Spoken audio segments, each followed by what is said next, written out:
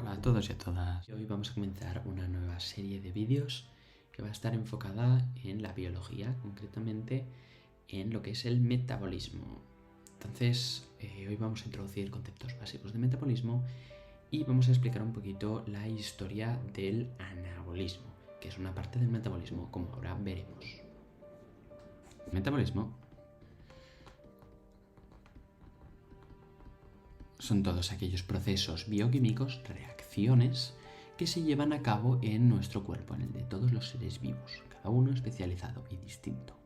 Se puede dividir en general en dos grandes partes, puesto que los objetivos del metabolismo son la obtención de energía y la obtención de materia.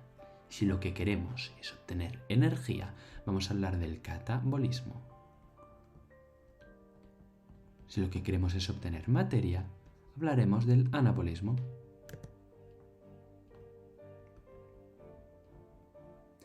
El catabolismo incluye en su nombre la palabra cata, este prefijo, un prefijo onomatopeico, es decir, simboliza un sonido.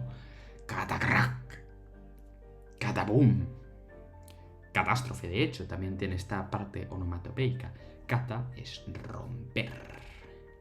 Mientras que el anabolismo es el que junta. ¿De acuerdo? Por tanto, en el catabolismo vamos a romper moléculas y en el anabolismo vamos a crearlas. Hablamos de moléculas orgánicas, de biomoléculas, principalmente de glúcidos, lípidos y proteínas. En el futuro hablaremos de ellas. Por ahí también tendremos el papel secundario y a veces principal del ATP, adenosintrifosfato.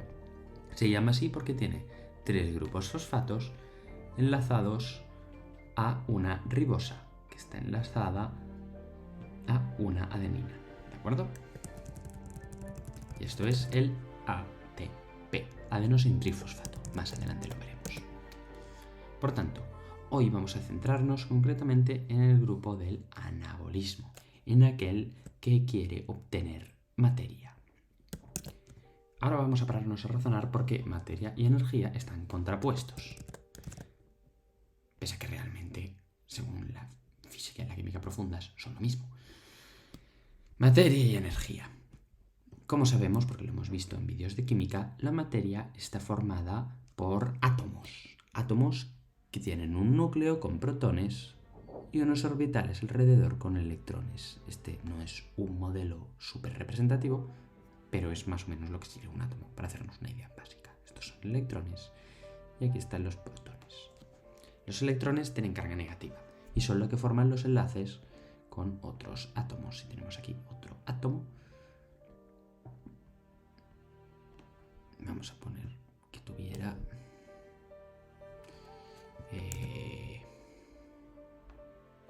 4, 6, vamos a ponerle 8 y aquí otra capa más que tiene 1 y aquí tiene 7 en total. Entonces este electrón se puede venir aquí y hacer un enlace iónico. Sabemos que los átomos pueden hacer enlaces covalentes iónicos de distintos tipos. El agua, por ejemplo, es una molécula de HIOH, que tiene 2, son hidrógenos, H2O, y la O, que tiene solo una, es un oxígeno. Aquí hay 2 enlaces y son enlaces covalentes. En estos enlaces que puede haber en el agua o, por ejemplo, en el hidrógeno gaseoso, H2, contienen energía. Un enlace, al fin y al cabo, son electrones. Por tanto, es energía. ¿Qué pasa?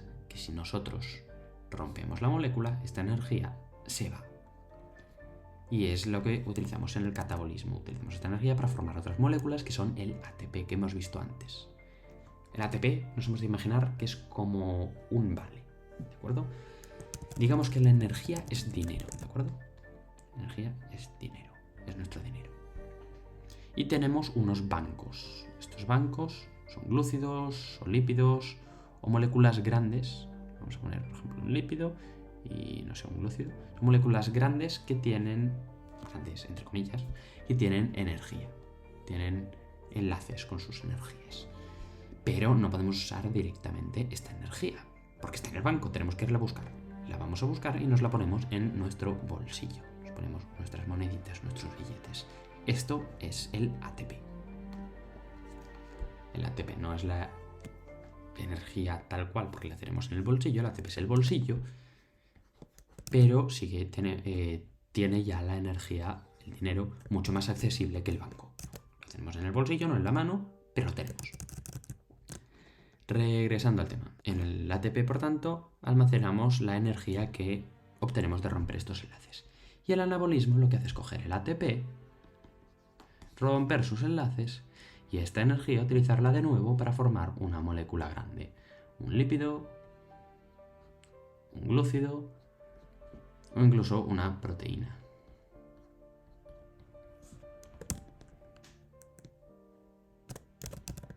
Esto es el anabolismo. Coger el ATP, romperlo para que se vuelva ADP, adenosin difosfato, es decir, que pierda uno de esos 3 grupos fosfato que hemos dicho que tenía, lo pierde, ¡boom!, y de ahí sale energía, y utilizar esta energía para crear otras moléculas, biomoléculas. Ahora que ya sabemos qué es el metabolismo, qué es el catabolismo y qué es el anabolismo, vamos a ver qué tipos de anabolismo, de métodos para obtener materia a partir de energía, ha habido en la historia de la vida. Hola, soy yo, vengo del futuro. Y comentar solamente que ahora editando el vídeo me he dado cuenta de que al final acabo hablando de metabolismo en general, no solo de anabolismo.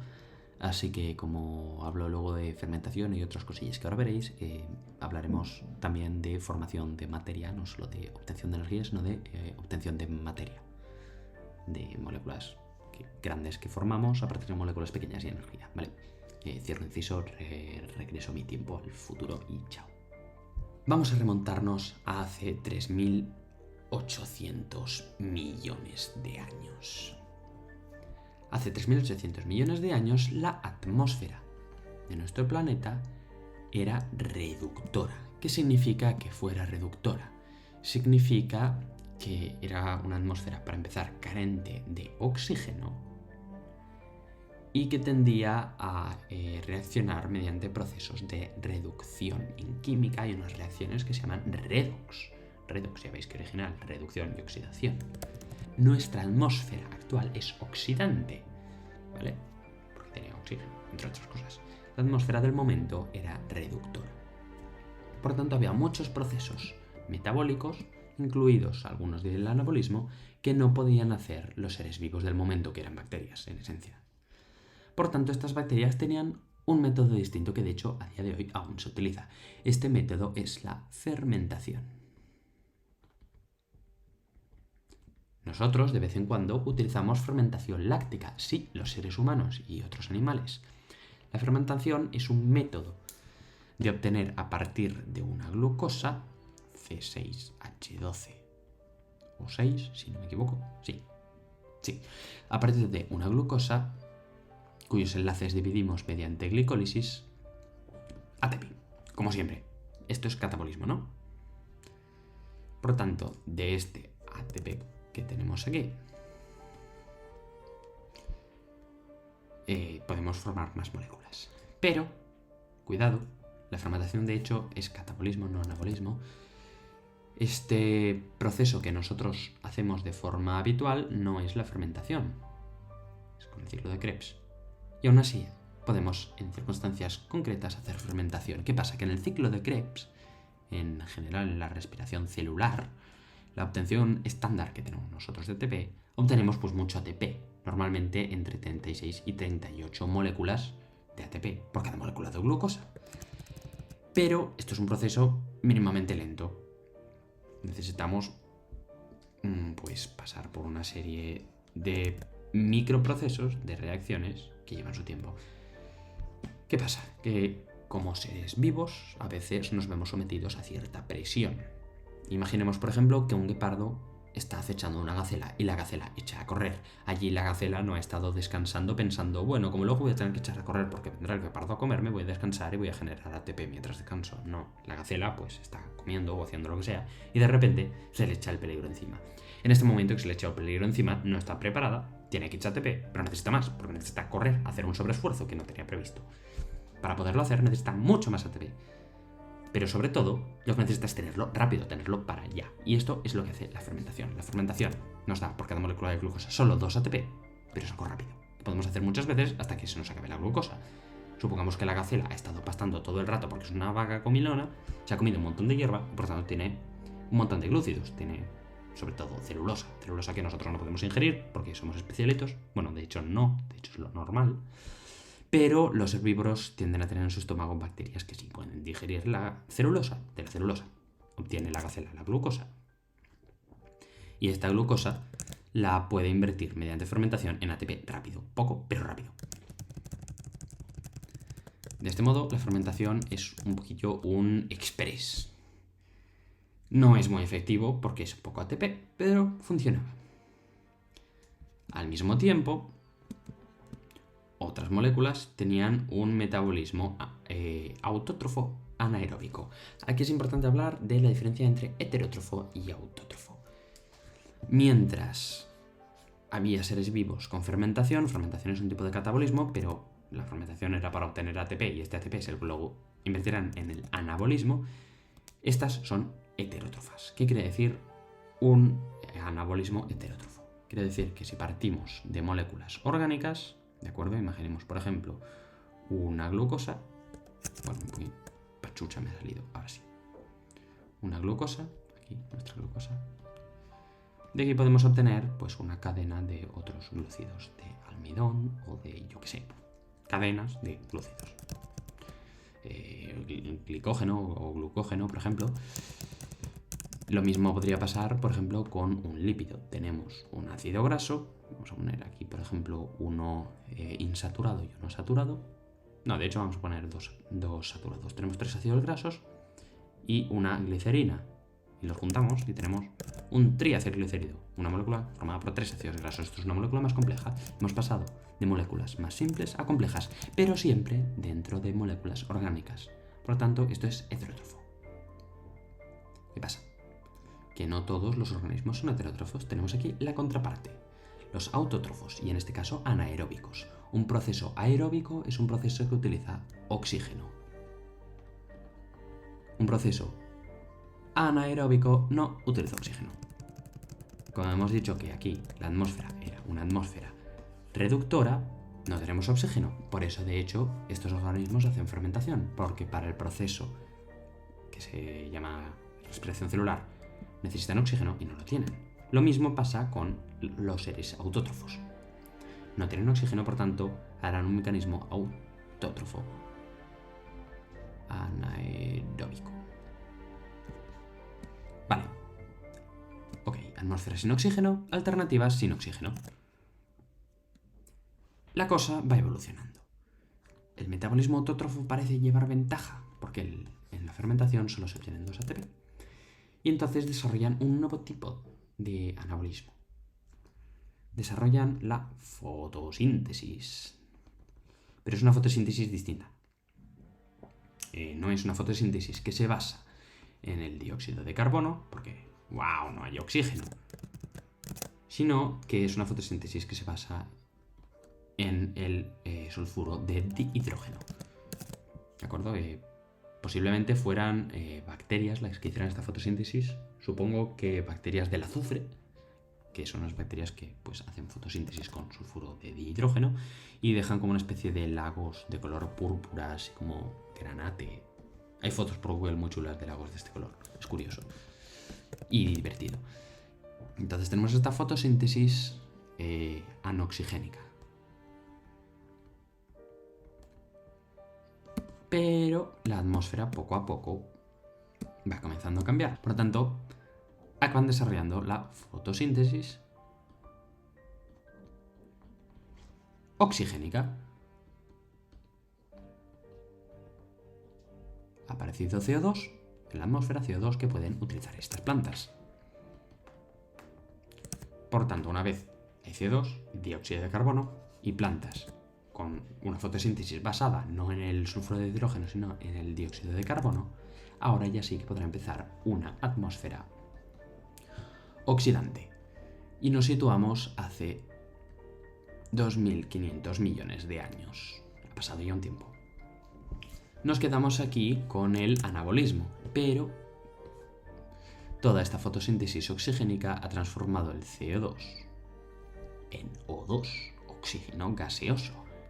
y por tanto el mecanismo de metabolismo heterótrofo, que hasta ahora había estado un poco por detrás, desarrolla otro método bien efectivo, que es el método de la respiración celular, la que solemos usar nosotros.